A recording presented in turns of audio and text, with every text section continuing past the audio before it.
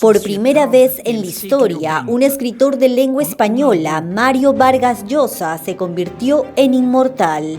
Este jueves 9 de febrero de 2023, el Premio Nobel de la Literatura 2010 se convirtió en miembro de la Academia de la Lengua Francesa. Así, el escritor peruano Jorge Mario Pedro Vargas Llosa forma parte de la Academia Francesa de la Lengua y usará el sillón número 18 de la corporación, fundada en 1635 por el cardenal Richelieu, sucediendo al filósofo Michel Serres. En la ceremonia, el novelista nacido en Arequipa, vestido con el tradicional traje verde con bordados ornamentales y con la espalda preceptiva para todo inmortal, dio un discurso en francés, en el que primero remarcó el impacto que tuvo la literatura francesa en su vida.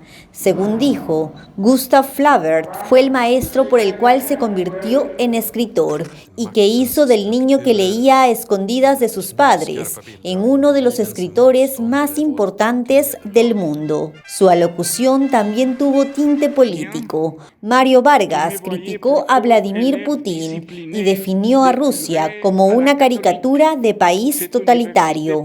La novela salvará a la democracia o será sepultada con ella y desaparecerá. Quedará siempre, como no, esa caricatura que los países totalitarios hacen pasar por novelas, pero que están allí, solo después de atravesar la censura que las mutila, para apuntalar las instituciones fantasmagóricas de semejantes remedos de democracia, del que es ejemplar la Rusia de Vladimir Putin, atacando a la infeliz Ucrania y llevándose la sorpresa del siglo cuando esta última nación resiste contra ella, pese a su superioridad militar, a sus bombas atómicas y a sus ejércitos multitudinarios. Como en las novelas, aquí los débiles derrotan a los fuertes, pues la justicia de su causa es infinitamente más grande que la de estos últimos, los supuestamente poderosos.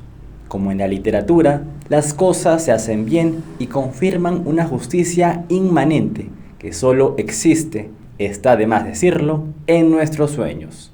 Nada se ha inventado hasta ahora como la novela para mantener vivo el sueño de una sociedad mejor que esta en que vivimos, en la que todos hallarían suficientes materiales para su felicidad, palabra que parece locura irreal en estos tiempos, y que sin embargo alimentó por siglos el anhelo de millones de seres humanos. Algunos dirán que el cine y la televisión cumplen, en este siglo, la función de las antiguas novelas.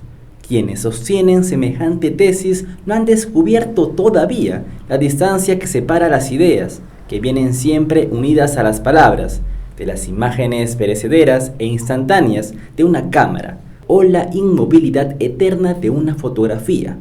Sin desprecio alguno y reconociendo la gran afición que hay por el cine en nuestro tiempo, es preciso reconocer la superioridad intelectual de la literatura, de las palabras y las ideas, sobre las imágenes que dejan una huella bastante pasajera en nuestra memoria. ¿Puede la literatura salvar el mundo, proteger este pequeño planeta que la invisibilidad humana ha cargado de bombas atómicas y de hidrógeno que bastarían para desaparecerlo si los delirios de un dirigente trastornado reaparecieran de nuevo en alguno de los países que iniciaron esa locura suicida? Es muy posible, pese al desprecio que merecen a los poderosos esas multitudes encrespadas y asustadas que protestan y se levantan en contra del suicidio premeditado que espera a la humanidad si sigue el camino que, en mala hora, ha emprendido. ¿Qué quieren esos seres humanos que coleccionan armas de fuego, que a la hora de la destrucción nos desaparecerían del todo? ¿Que el mundo que nos alberga estalle en pedazos? ¿Que nadie sobreviva?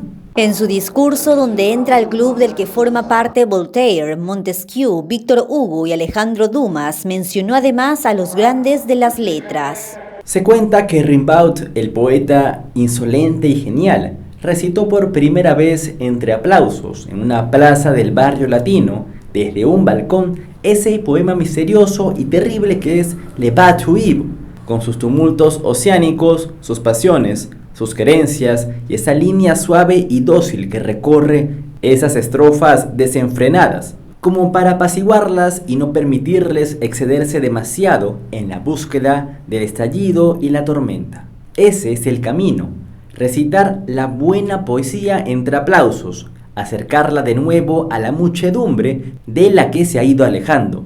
Y eso debe ser la crítica, señalar el camino, no para evitar los obstáculos, sino para mostrarlos, de manera que a nadie sorprendan y que inciten las proezas, en los que la poesía y la novela han ido más lejos que nadie, entre los que pugnan por llegar antes que los otros al final de la carrera. Nadie ha ido más lejos que los escritores franceses en la búsqueda de esa entidad secreta que alimenta la vida, y es la literatura.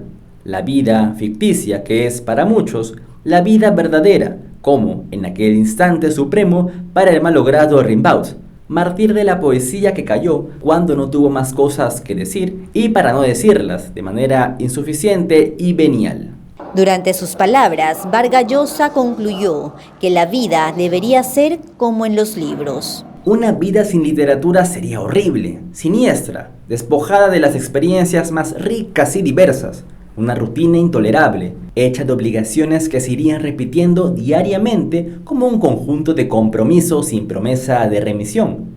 Ese cuadro de palabras que proyectamos sobre nosotros mismos y que ha ido cambiando y enriqueciéndose con el tiempo es nuestra defensa, el escudo tras el que nos recluimos cuando tenemos miedo de perecer sin dejar huella. ¿Puede un libro salvarnos? ¿Una historia redimirnos y convertirnos en materia novelable, semejante a aquellas que inventamos y escribimos? No es imposible, pues en este campo, lo que ocurra luego de nuestra muerte, todo es materia de contradicción, de especulación y de esperanza. Pero no es imposible que, en la fantasía al menos, los libros que hemos leído e inventado, en los que hemos creído, nos defiendan de la desaparición definitiva y final, por no haber sido capaces de salvarnos a nosotros mismos en aquellas pruebas de supervivencia. Mario Vargas Llosa finalizó su discurso asegurando que la literatura del futuro será lo que nosotros queramos. La literatura necesita de la libertad para existir, y cuando ésta no existe, recurre a la clandestinidad para hacerla posible, porque no podemos vivir sin ella. Como el aire que es indispensable para nuestros pulmones. De aquella libertad nacen las otras, la de cambiar a los gobiernos o la de simplemente criticarlos, y la de opinar con independencia y discutir entre nosotros, aunque las propuestas sean muy diferentes, y a la hora de votar, porque el voto siempre es la manera civilizada de zanjar nuestras diferencias, prevalezcan siempre los que sacan el mayor número. Esa es la fórmula gracias a la cual se ha reemplazado la matanza, sometiéndola, como en el espacio estricto de los libros, aunque a veces, como ahora mismo, alguien se exceda y ponga en peligro nuestra existencia social. Hay muchos que pensamos en la otra vida como una resurrección de la literatura, de ese sueño de los sueños que está hecho de palabras, un refugio como las voces de los pájaros o el perfume de las flores, que reemplaza la vida y la sustituye en las ocurrencias de un mal folletinista. ¿Por qué no sería posible? En toda vida humana se han acumulado los hechos sorprendentes y desconcertantes que parecen sacados de los libros, de esas historias extravagantes o imposibles que han ido tomando posesión de nosotros mismos, hasta convertir nuestras vidas en cosas que se parecen mucho a las de la literatura. ¿Por qué no la reemplazarían a la postre como en una novela del montón? Sería el mejor de los finales, desde luego, después de haber sobrevivido a tantos sacrificios y tormentos como los que nos ofrece la vida real, tener una vida semejante a la de los héroes, a los hombres y las mujeres que viven solo en nuestro recuerdo, sustentados solo en las palabras y las letras, como en una buena ficción.